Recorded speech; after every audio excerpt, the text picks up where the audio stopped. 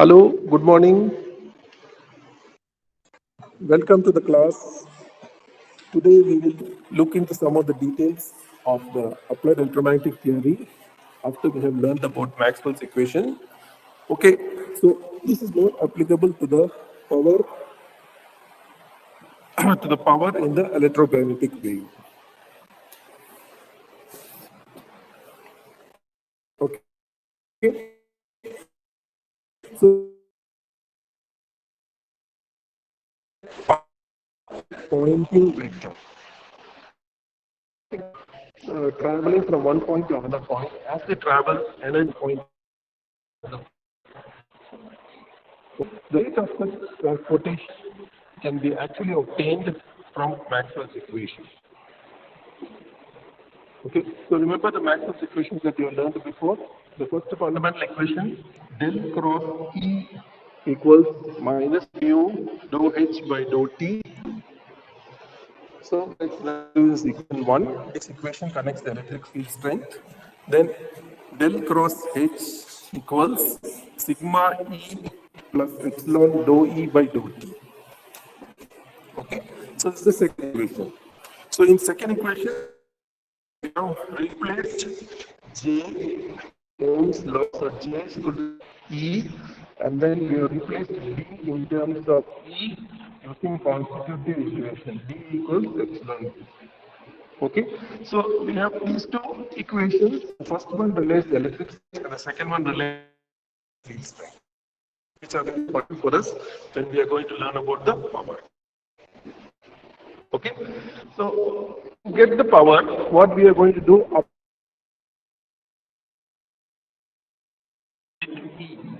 Okay, so we are going to take dot product on both sides of equation 2 with E. Therefore, we get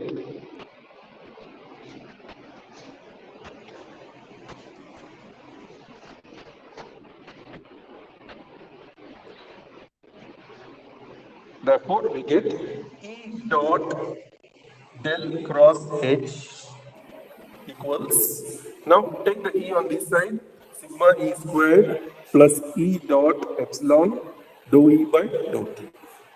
Okay, so this is got by applying E dot product of E on both sides.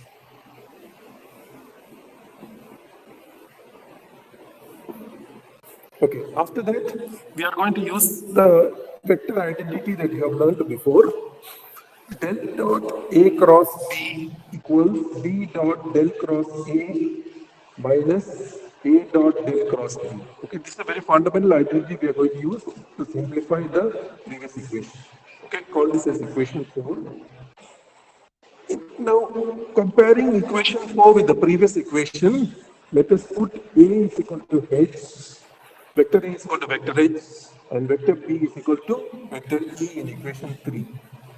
Therefore, we now get H dot del cross vector E plus del dot vector H cross vector E equals sigma E squared plus E dot epsilon dou E by dou T. This we are getting by applying the identity. Okay, call this as 5. Now, using equation 1, the fundamental equation relating the electric field, H dot del cross E equals H dot, we represent the del cross E in terms of the fundamental relation on the right hand side, minus mu dou H vector by dou T, which is equal to minus mu by 2 dou by dou T H dot H. Okay, we are now focusing only on the left hand side of the equation. Okay, so work on equation number 5. Therefore, minus mu by 2 dou H squared by dou T minus del dot E cross H. Now bringing the other side of the equation is equal to sigma E squared plus half epsilon dou squared E by dou T. Okay. Now we rearrange the terms in the equation that we have got, and then take volume integral on both sides of the expression.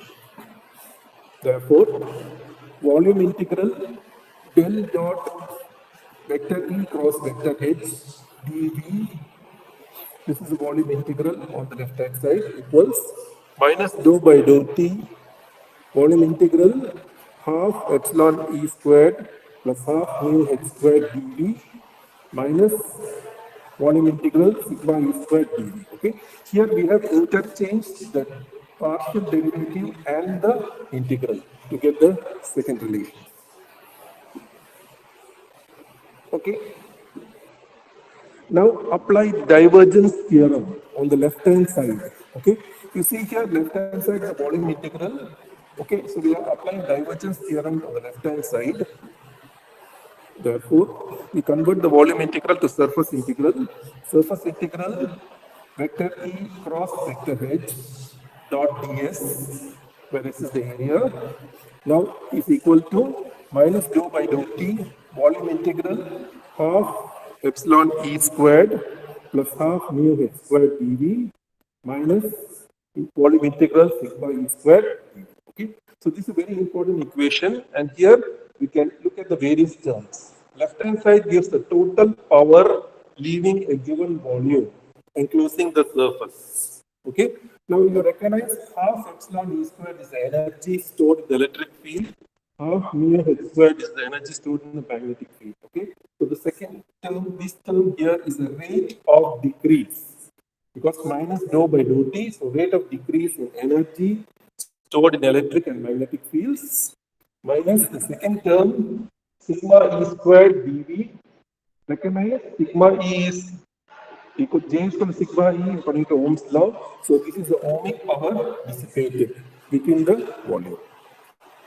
Okay, so now we got a very important equation. The total power leaving the volume enclosed the surface equals rate of decrease in energy stored in the electric and magnetic fields minus the ohmic power dissipated.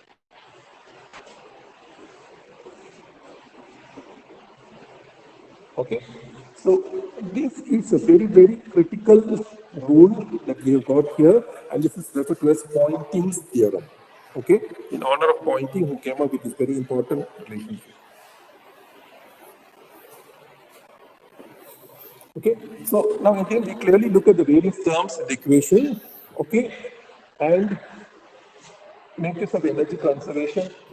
The first term on right hand side is the rate of decrease in energy, as we have seen. Okay, rate of decrease of energy stored in the electric and magnetic fields. Second term is power dissipated. Okay, this is because of the fact that the medium is conducting. If medium is conducting, the conductivity sigma is not equal to 0. As a result, there is ohmic loss. Okay, as a result of Ohm's law. Okay, the quantity E cross H on the left hand side is known as the Poynting vector T. Okay, the cross product of two vectors is itself a vector, so this is the Poynting vector T, and it is given in watts per square meter. Okay, therefore we can now write this very fundamental equation for the power of the electromagnetic wave. Vector P equals vector E cross vector H.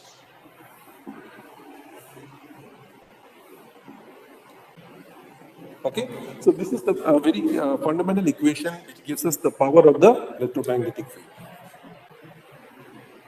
Okay, that's what is time. So and keep in mind, this power that we get is the instantaneous power. This instantaneous power vector is taking into account every part of the electromagnetic wave as it is proceeding with time and space. So this is the instantaneous power density vector.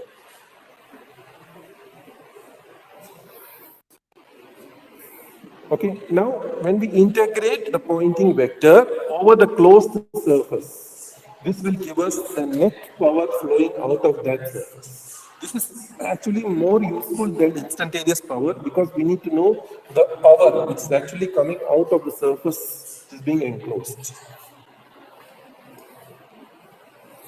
Okay, so from these equations and derivation that we have done, we can now look at the statement of the very important Poynting's theorem.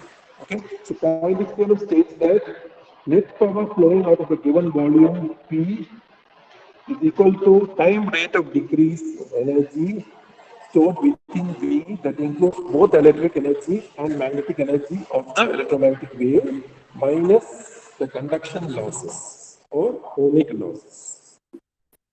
We can represent this by means of interesting diagram.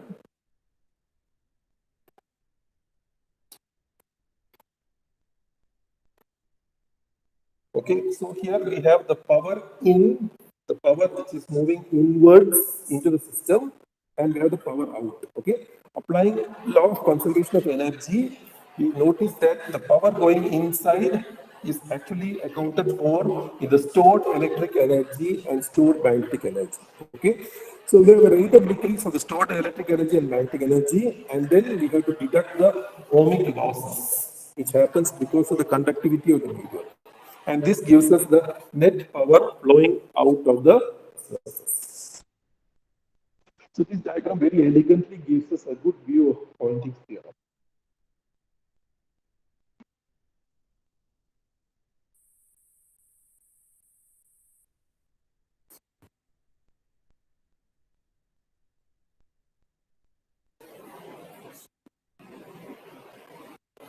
Okay, now since the power vector T is also going to be a vector with E and H, we have to note that the power is directed perpendicular to both E vector and H vector.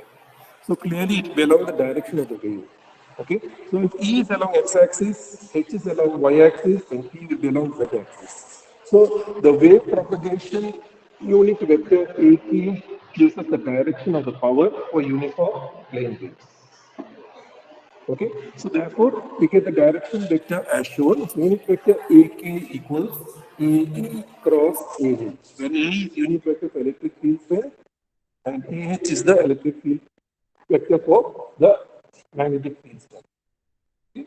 So the cross product of the two unit vectors for electric field strength and magnetic field strength gives us the unit vector for the direction of propagation AK. Okay. The power is along the direction of AK. As a result, P is referred to as the Poynting vector. Okay, the power is pointing in the direction of the propagation of the wave. Hence, it gives the name Poynting vector. Okay.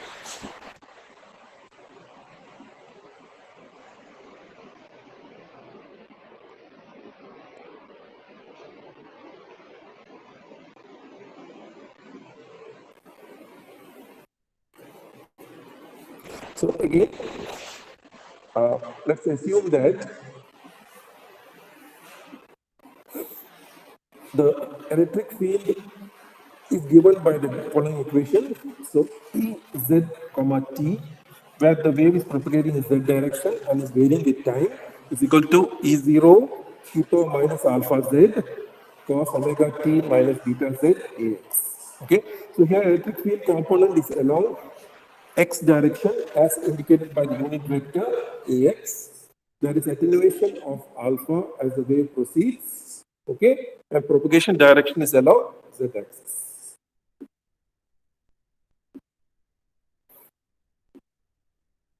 Therefore, from this, we can put down the expression for the magnetic field vector h of z comma t as a function of both space and time, which is equal to E0 divided by magnitude eta, where eta is the intrinsic impedance, e power minus alpha z cos omega t minus beta z minus theta eta.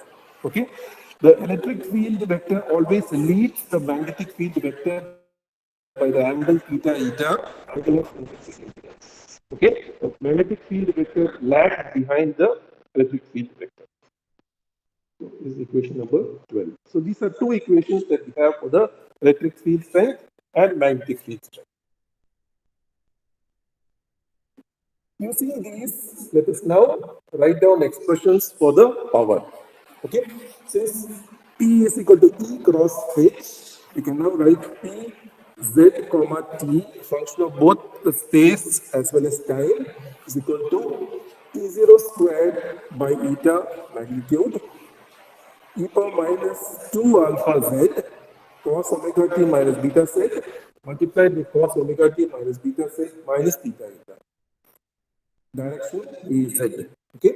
So now we have this relationship product of two cosine terms using trigonometric rules. You can write the sum of cosine terms. Okay. So this is simplified as E0 squared by 2 eta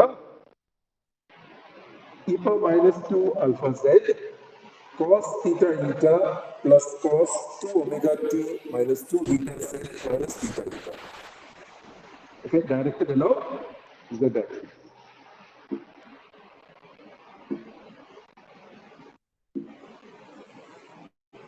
So this is the instantaneous power. Okay, from the instantaneous power we can determine the time average pointing vector PAV of z.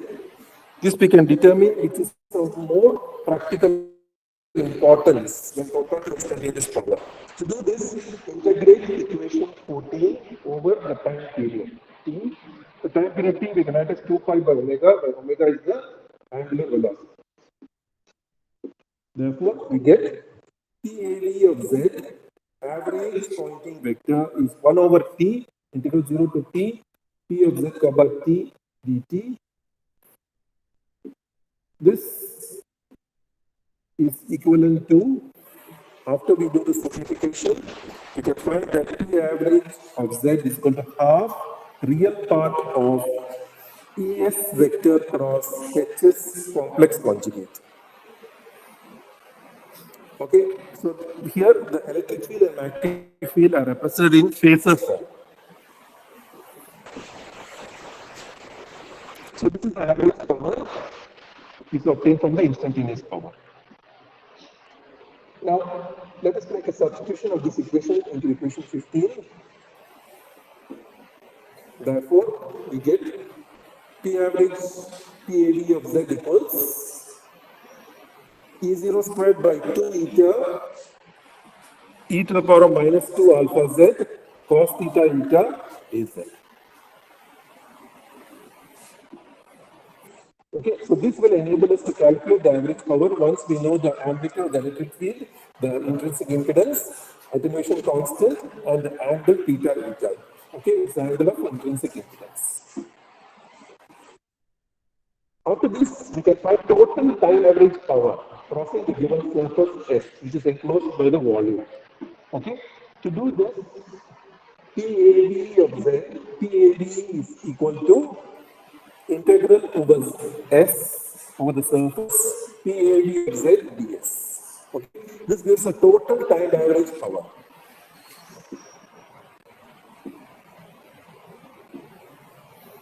Okay, so now we have discussed about the pointing power and the pointing vectors. So let us try to recap on the various pointing. Okay, so first is a pointing vector, instantaneous pointing vector measured in watts per meter square, and is standard area. Then we have P average XYZ, which is time invariant. Yesterday's power was time variant, but now PAV, as I said, is time invariant. Okay, so time average of the pointing vector. Please note that unit is watts per meter square. Watts per meter square. It's a vector, but the difference is it is time invariant. And the third quantity is a PAV, total time average power through the surface. Okay, and this is a scalar. Unlike the other two quantities which are vector, PAV is a scalar quantity.